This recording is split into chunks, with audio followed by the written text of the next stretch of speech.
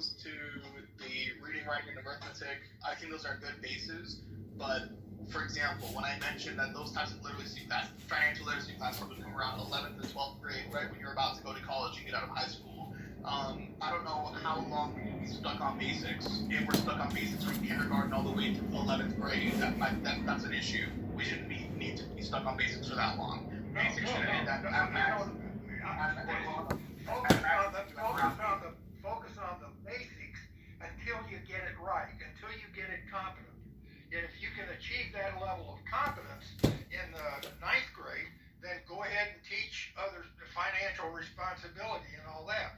But make them all learn a competent level of knowledge in reading, writing, and arithmetic. Well, that's already kind of established, only because, for example, in the college that I'm at right now, and even back in K through 12, to take certain classes, there had to be certain prerequisites that you had finished already or had shown a proficiency in.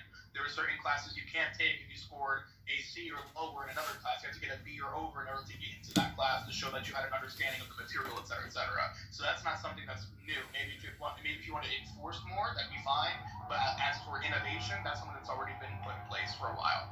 Well, okay. We're not talking about college. We're talking about just. Yeah, K through 12 has it as well. There's certain advanced placement classes that you wouldn't be able to take, certain honors classes you wouldn't be able to take, certain language classes you wouldn't be able to take without certain prerequisites showing a proficiency at a certain level. So that's already in place in K through 12 as well.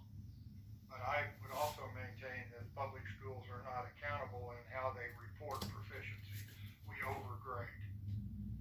If public schools wouldn't be accountable, or I'll ask you this question, not as a gotcha, but just for consistency purposes, would you say that private schools or charter schools would be even less accountable by that sense?